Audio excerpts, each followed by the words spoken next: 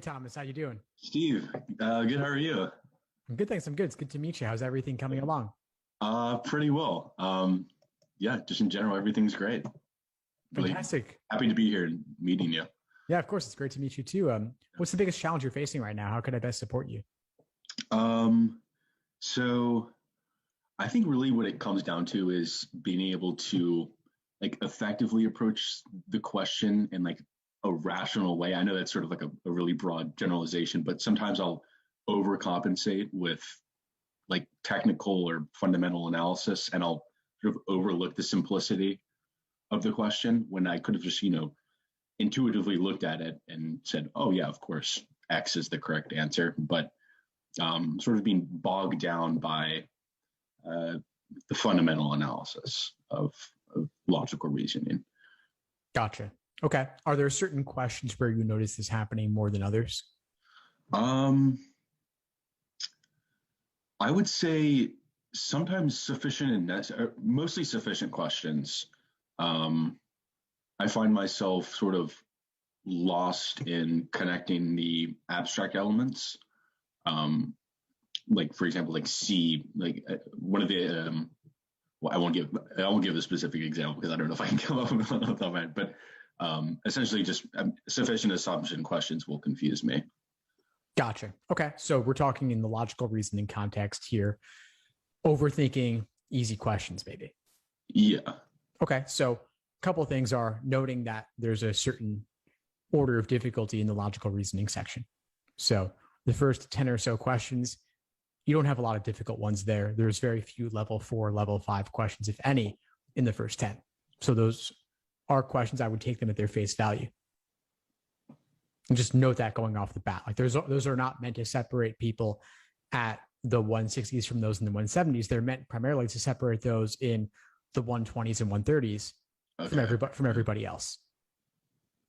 That's overall. But then for sufficient assumption questions specifically, it can be useful to notice and to be aware of the different major formats these questions follow. There are certain underlying formulas to sufficient assumption questions in particular.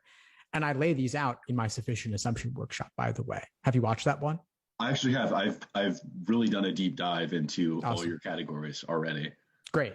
So you know then that's great. So notice then that there's one major category of sufficient assumptions that's simply a restatement or broadening of the argument itself.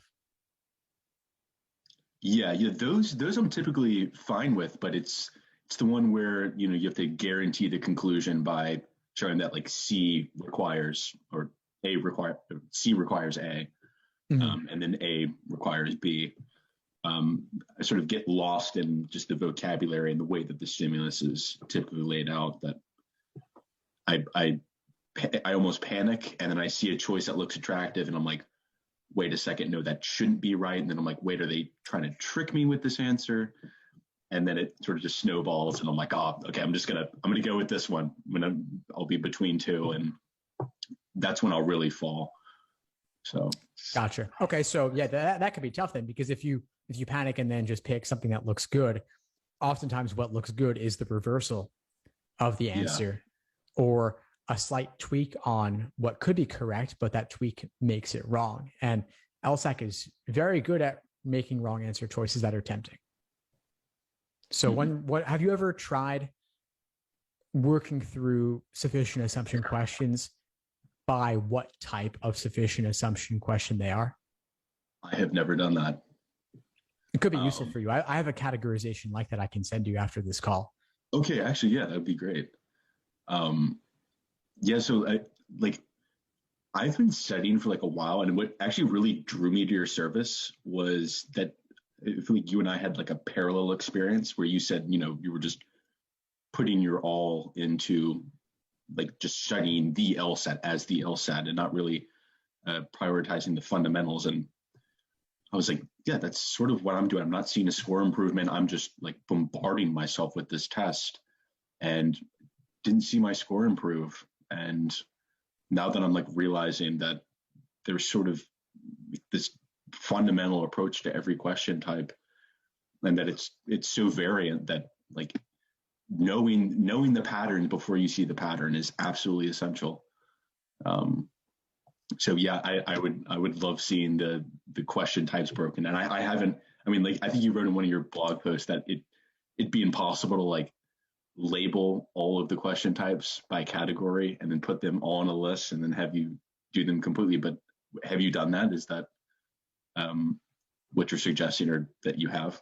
Well, there's a lot of different ways one can categorize, right? And the LSAT, you're right. It's too complex an exam to just throw yourself into the deep end of the pool with full length exams when they're all different types, all scrambled together. Especially in logical reasoning, that's where there's the most scrambling because you have the greatest number of question types and methods of reasoning and just general complexity, in my view.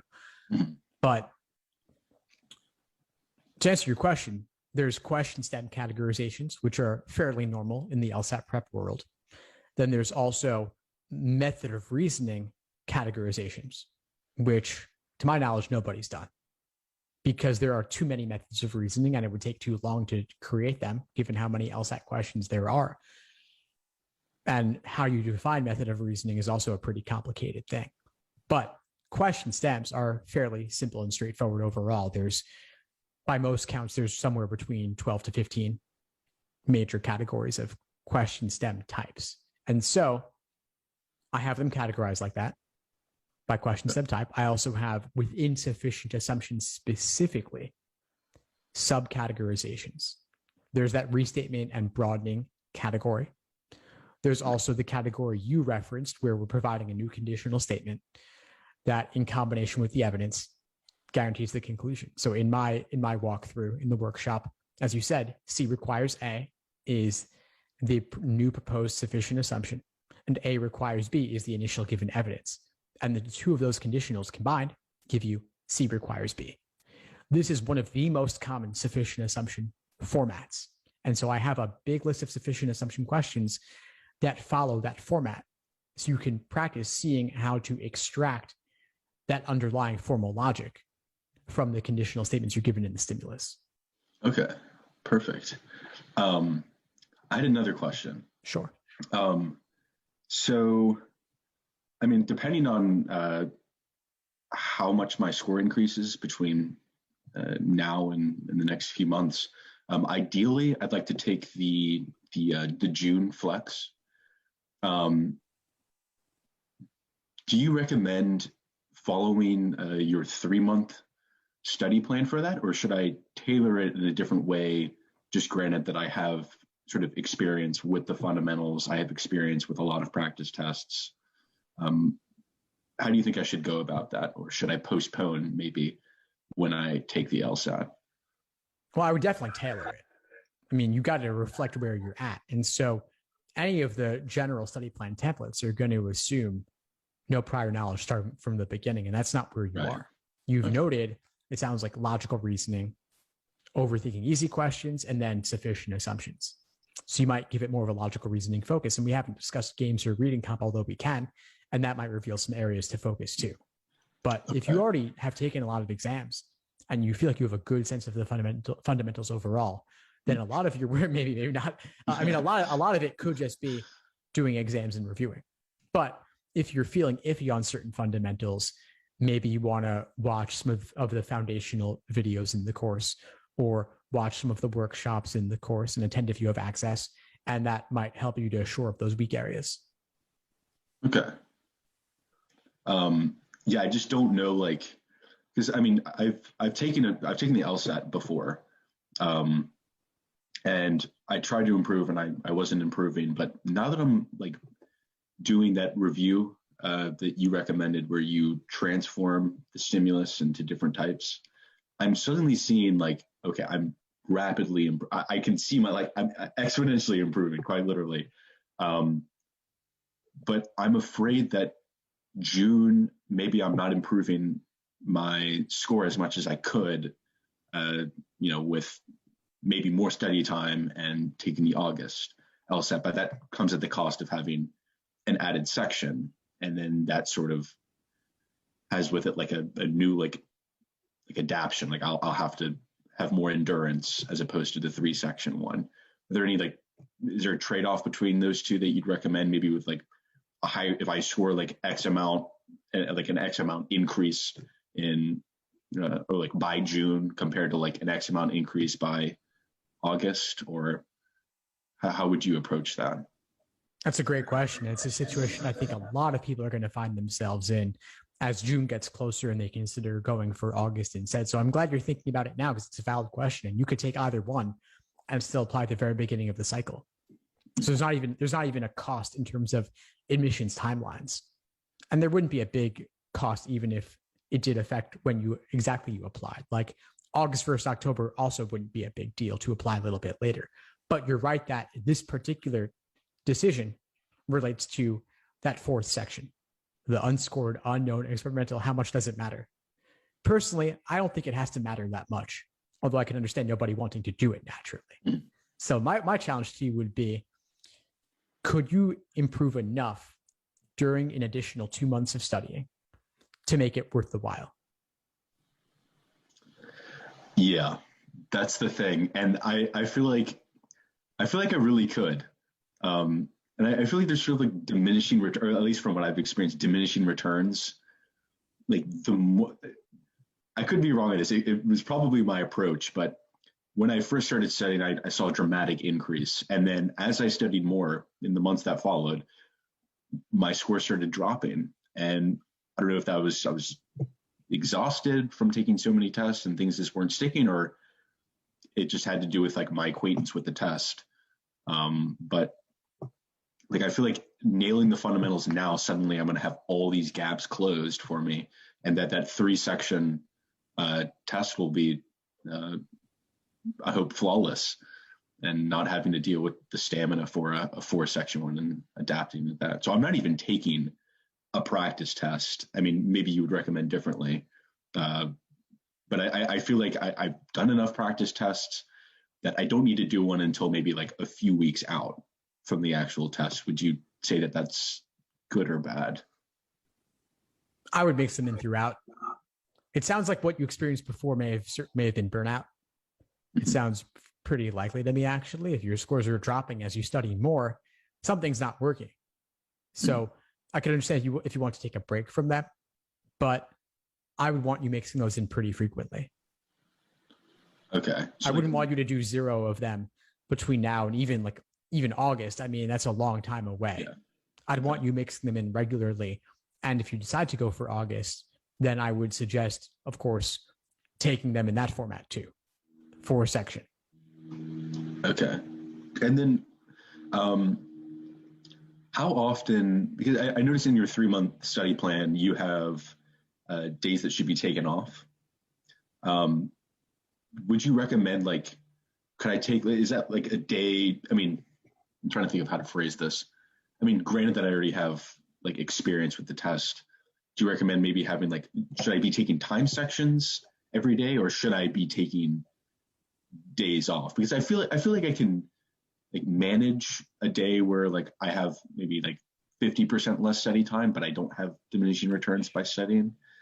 How would you go about, or how often do you think I should take time sections versus the regular LSAT versus just an overview, maybe studying notes and watching foundational videos and these things?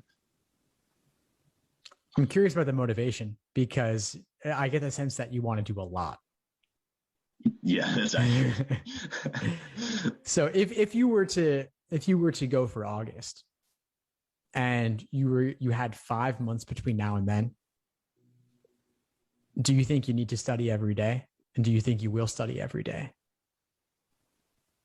I think I will completely. I mean, I will probably burn myself out come August, which is what I'm nervous about. Is that I know that suddenly the stress will come in, and I'm like, okay, I'm just gonna do like 6 hours today, and it's gonna kill me in the long run. So I feel like I don't know. I'm really sort of at odds with whether or not. I mean, the June is obviously, like I said, it's shorter. It's going to be. I mean, I know they say it's not easier, but I feel like it will be easier for me just knowing that there's not an extra section that I have to devote mental energy to. But I also get test anxiety, so maybe the 4-section one will benefit me knowing that maybe the fourth one isn't an experimental one and my nerves sort of decrease as I'm taking the test or something. But I mean, a possible benefit of the experimental section is that you don't do well on something. You could say, hey, maybe it was the experimental section that doesn't count anyway. Yeah, that is true. Yeah. It's one possible benefit that might serve to relieve some of the anxiety that you could experience. I'm sure you don't need to study every single day. You could take a day off and be fine. And let's be realistic about it. I mean, anything could happen to the point where, like, let's say on a 5-month timeline, like, let's say maybe you get sick one day. Maybe you have the chance to go out of town a little bit for a day or for a weekend or something. Maybe you have a family obligation. Or maybe you just deserve a day off. You know what? Like, maybe you just deserve a day off where you could take it easy a little bit and do something else. I mean, COVID's been a pretty rough time for most people, I think. And I think that just being home, being on devices a lot, like, you could go to the park, right? I mean, depending on the weather, I mean, it's possible to just get out a little bit and do something else for a change of pace. And that could clear your mind a little bit. Okay. It just feels like when I'm not studying, I feel like I'm wasting time. But I mean, that's clearly not the reality. It's actually probably beneficial to step away and then have your mind like readapt. Is there anything productive you could be doing that isn't LSAT prep? Yes. I mean, I work full time actually. So like, I feel like my time is like very limited as far as like what I can be devoting to the LSAT. And I try and study like early in the morning for like an hour, and then maybe like 2 hours after work, and then into the evening, maybe if I can squeeze like 2 more hours in. But typically as the day goes on, I just get progressively worse. My focus and energy is just scattered.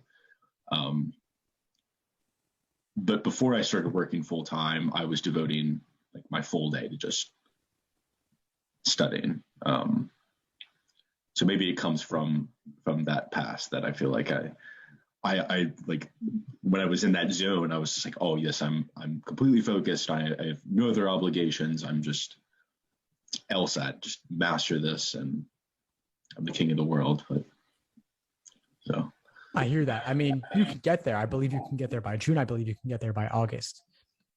And I think allowing more time always helps. It helps to a point as long as you're not obsessing over it, which I see is certainly a possibility. I can relate myself, as you could imagine. Now, yeah. But if you're working full time, at least that will serve as some check on LSAT prep, where it will limit you during those hours. You can't be doing LSAT very much, I'd imagine. But the reason I brought up doing productive things is because I'm also that way, where like I have a hard time doing something that I view as not productive at all. I always want to be working towards a goal and be tracking something in some way to know I'm making forward progress. And so we can try to fight that, or we can see what can you do to channel it in another direction. Like, for example, the admissions side. Even the admissions side is something that will help you on this whole law school journey that isn't doing multiple choice problems. So personal statement, other application essays, where are you on those? So I applied actually for this cycle, but I know my score can improve. Actually, I scored in the lower bound of what I had been scoring in on average. So I just decided to apply because I just thought, why not? I mean, maybe there was a downside, but I figured, well, if this is enough just to get into a school that I like, then I'll go in. But it hasn't been favorable, unfortunately. So I will be retaking it. So maybe, I mean, I don't know, how much would you say that I should devote to doing that early? I mean, I don't know how much I should change my personal statement. I haven't actually reached out to any of the admission counselors with regards to like my application. Would you recommend doing that? You could follow up simply to indicate interest. Even to a school that I wasn't admitted to? I thought you were referencing those that you haven't heard back from. Yeah. I guess, those as well. But what about the ones like that I wasn't admitted to, but maybe I could ask for, like, would they be open to giving like comments or sort of why they rejected you? Is that something that's doable? They often don't want to do that because Really? it just opens up a whole conversation that they don't really want to have. I mean, they're getting so many applications that they can't give detailed feedback in that way, especially over email. Okay. For email, I'd say you're not likely to hear anything on that.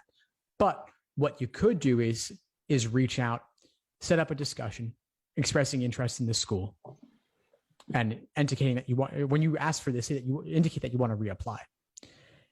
Okay. And say that, and then during that conversation, you can talk about, what might I be able to do to increase my odds for next time around. And that could relate to things like typically your LSAT score. So they might say something like, okay, your LSAT was this before, but if you can get at least this score instead, which might be bumping it up however many number of points, then that could make you a much stronger candidate. So at least you can get a sense of where you're at, but they're not going to say, listen, like your personal statement sucked or your resume wasn't strong enough. They're not going to tell you things like that. Yeah. So I'd say get a higher LSAT, improve your personal statement, maybe clean up some language in your resume if you can. We have workshops in the course covering this stuff, by the way. We have application essay workshops. We have admission sessions. Every single week there's something going on. Okay, so you can benefit from those too. I have seen those. Yeah. I haven't clicked just because I 100% LSAT mode at the moment, but I guess it's never too early to get a head start. Yeah, and that's something you can do on the side that's productive, that will still help you on this journey. It's not like you want to revise your personal statement in one night and then hit submit after you've already taken the LSAT. This is something to be thinking about on the side. In parallel, maybe not the same number of hours each week, of course, but to devote some small percentage of time each week to something admissions related to help move you forward on that path too. Right. Okay. And that might be as simple as watching a video related to it to just gain some more knowledge about that side of the process so that when you do interact with admissions, you have a better sense of how to do it. Okay. Another question I wanted to ask was I'll just tell you my score outright that I had recently. I had a 156. And like I said, I know I can score better than that, but say I don't score better, or I have the hunch that I didn't score better and I want to cancel it. I guess that my first question is, how would that affect my actual application from the perspective of an admissions officer? And then second, how much would you recommend that I increase by to actually, post that score and have it serve as my score for my application? It doesn't matter. Really? It really doesn't matter. I mean, schools don't average multiple scores. So a lower score versus a cancellation, it really makes no difference at all. Really? Okay. That really clears the air on a lot of things, because I guess Reddit is very misleading in many ways, but people are like, oh yeah, no, you shouldn't take it more than twice. And geez, no way. Terrible advice. Take it 3 times, they average all the scores. And I'm like, oh my gosh, am I done? Have I just destroyed my chances? So that's very reassuring. No, I wouldn't spend time. I mean, listen, Reddit's a great community. I actually created the law school admissions subreddit a long time ago. Oh, really? Yeah. So, I mean, okay. I don't spend a lot of time in that world anymore, but random people can say anything they want. And I think they're typically well-meaning, but they just are ill-informed. And so there are quality posters on there. Definitely look at their history, look at who they are. There are some quality experts on there, but there's also a lot of people who don't have any idea what they're talking about or are going off of just outdated information. Law schools used to average multiple scores pre-2006. A lot of websites out there are still not up to date, even though we're 15 years later.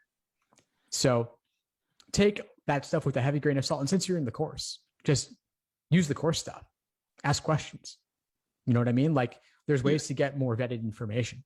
And I've done plenty of discussions with current and former admission officers talking about these kinds of things too. Okay.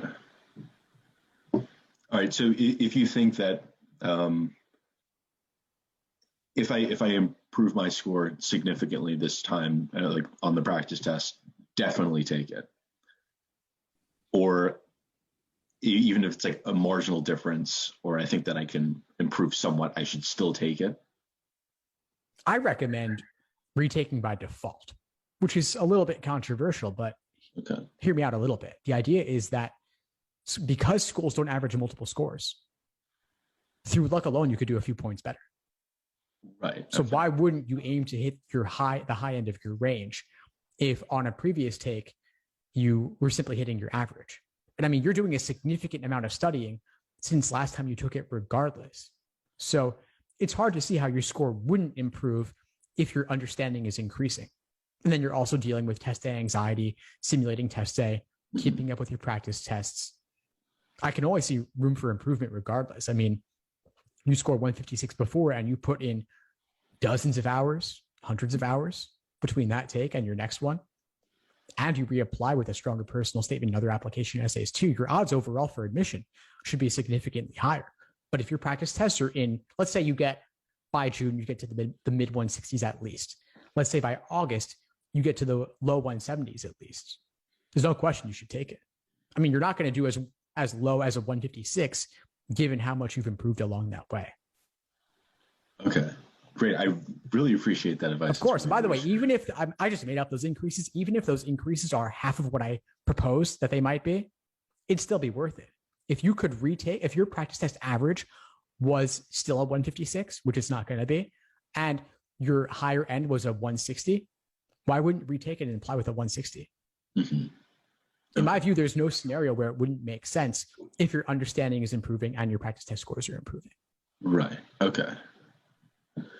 Okay, perfect. We cleared the air on a lot of things. Trying to think of I definitely had another question. Oh, okay. I know you said that like to sort of like supplement your understanding and like the attack on reading comprehension, you should read like The Economist and like The Atlantic and those things. Should I keep like my like reading regiment to like those difficult texts, or like is there a trade-off by reading, say, like a novel? Like I knew you're gonna say like, oh no, there's of course you can like read a novel if you want to read a novel, but is there like sort of like a slow drifting towards like a certain mindset if you're reading like longer passages that aren't of the length of a reading comprehension? I get what you're saying. I mean, your life can't be nothing but the LSAT for 3 months, 5 months, whatever. You've got to have time away. You've got to have breaks. Yeah. You don't need to watch, like, let's say like a film buff doesn't need to only watch classic films or documentaries.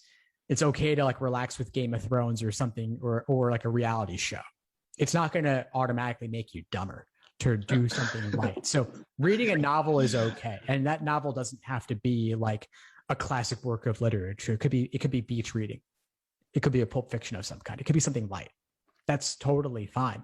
It's a different mindset, naturally. You don't need to read novels with critical analysis or characters and that sort of thing. You can just read it as something light to enjoy. I wouldn't consider that LSAT related unless it had a tough vocabulary, but it's still fine to do it. Okay. Okay, perfect. All right, I don't really have any more questions. You answered them all. No, of course. I'm glad to help. I'm glad we connected.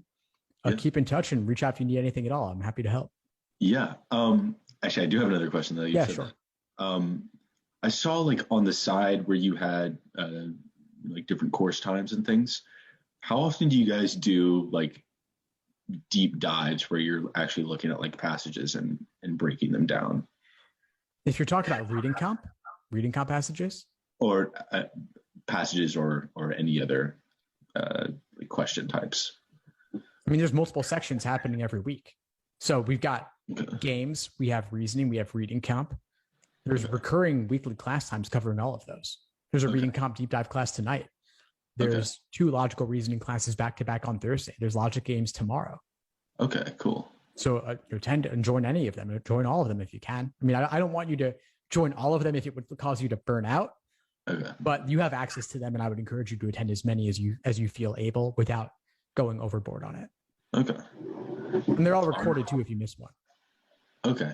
They're all recorded. They're all uploaded to the course later. Okay, perfect. Well, it was really nice meeting you, Steve. Of course, it was great connecting with you. Keep at it. reach out if you need anything, and I'll see you in class soon. Thanks for tuning into the show. Please subscribe if you haven't done so already to be notified of new episodes as I release them. And feel free to reach out if you need anything at all as you move forward with your prep. I'm happy to help however I can. In the meantime, I'll wish you all the best and take care.